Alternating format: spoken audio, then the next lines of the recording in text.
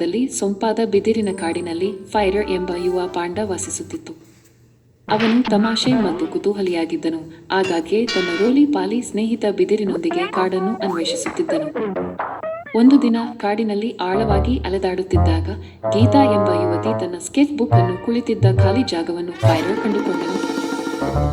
ಅವಳ ತೊಡೆಯ ಮೇಲೆ ಡ್ರಾಯಿಂಗ್ ಪುಸ್ತಕ. ಅವಳ ಸೃಜನಶೀಲತೆಯಿಂದ ಕುತೂಹಲಗೊಂಡ ಫೈರರ್ ಎಚ್ಚರಿಕೆಯಿಂದ ಹತ್ತಿರ ಬಂದನು. ಅವನ ಮೃದುವಾದ ಕಿವಿಗಳು ಕುತೂಹಲದಿಂದ ಮಿನುಗುತ್ತಿದ್ದವು. ಗೀತಾ ನಕ್ಕಳು. ಓಹ್, ಹಲೋ ಪುಟ್ಟ ಪಾಂಡ. ಕಾಡಿನ ನನ್ನ ಮೂಲೆಗೆ ನಿಮ್ಮನ್ನು ಕರೆತರುವುದು ಯಾವುದು? ಫೈರರ್ ಕಣ್ಣು ಮಿಟುಕಿಸಿದ. ಅವನ ದುಂಡು ಕಣ್ಣುಗಳು ಆಶ್ಚರ್ಯ ಮತ್ತು ನಾಚಿಕೆ ಎರಡನ್ನೂ ಪ್ರತಿಬಿಂಬಿಸುತ್ತವೆ. ಮೆಣಸು. ತಾತ್ಕಾಲಿಕವಾಗಿ.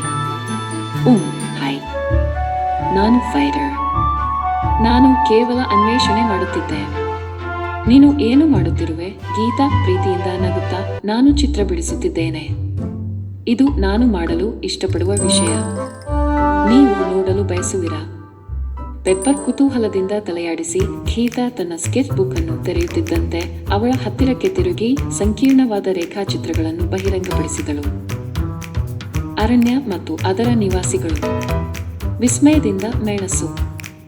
ವಾ, ಈ ಒಂದು 100 ರುಚಿಯ ಬ್ಲಷ್ನಲ್ಲಿ ನೀವು ನಿಜವಾಗಿಯೂ ಉತ್ತಮರು.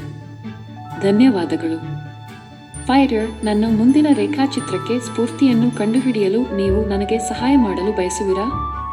ಉತ್ಸುಕನಾದ ಪೆಪ್ಪರ್ ತಲೆಯಾಡಿಸಿದನು ಮತ್ತು ಅವರು ಒಟ್ಟಿಗೆ ಕಾಡಿನ ಮೂಲಕ ಪ್ರಯಾಣವನ್ನು ಪ್ರಾರಂಭಿಸಿದರು.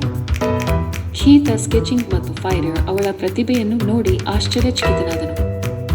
ದಾರಿಯುದ್ದಕ್ಕೂ ಅವರು ಗೊಣಗುವ ತೊರೆಯನ್ನು, ಅಳಿಲುಗಳ ಕುಟುಂಬವನ್ನು ಎದುರಿಸಿದರು ಮತ್ತು ಸೂರ್ಯ ಮುಳುಗಲು ಪ್ರಾರಂಭಿಸುತ್ತಿದ್ದಂತೆ ಹೂವುಗಳ ನಡುವೆ ಹಾರುತ್ತಿರುವ ಕಾಮನಬಿಲ್ಲಿನ ಚಿಟ್ಟೆಯನ್ನು ಕಂಡರು. ಕಾಡಿನ ಮೇಲೆ ಚಿನ್ನದ ಬಣ್ಣವನ್ನು ಬೀರಿದರು. ಗೀತಾ ಅವಳ ಮೇಲೆ ಅಂತಿಮ ಸ್ಪರ್ಶಗಳನ್ನು ನೀಡಿದರು. ಅವರ ದಿನದ ಸುಂದರ ಚಿತ್ರಣವನ್ನು ಚಿತ್ರಿಸಿದರು. ಚೀತಾ ತನ್ನ ಕೆಲಸವನ್ನು ಮೆಚ್ಚಿದಳು. ನಿಮ್ಮ ಅಭಿಪ್ರಾಯವೇನು ಫೈರರ್? ಫೈರರ್ ಹೊಳೆಯುತ್ತಿದೆ. ಬಹಳ ಚೆನ್ನಾಗಿದೆ ಗೀತಾ, ನೀವು ಎಲ್ಲವನ್ನೂ ಪರಿಪೂರ್ಣವಾಗಿ ಸೆರೆ ಹಿಡಿದಿದ್ದೀರಿ. ಗೀತಾ ಮುಗುಳ್ನಕ್ಕಳು. ನಿಮಗೆ ಧನ್ಯವಾದಗಳು ಫೈರರ್. ನಿಮ್ಮ ಸಹಾಯವಿಲ್ಲದೆ ನಾನು ಅದನ್ನು ಮಾಡಲು ಸಾಧ್ಯವಿಲ್ಲ. ಆದ್ದರಿಂದ ಬಿದಿರಿನ ಕಾಡಿನ ಸೌಂದರ್ಯದ ನಡುವೆ ಅನನ್ಯ ಸ್ನೇಹ.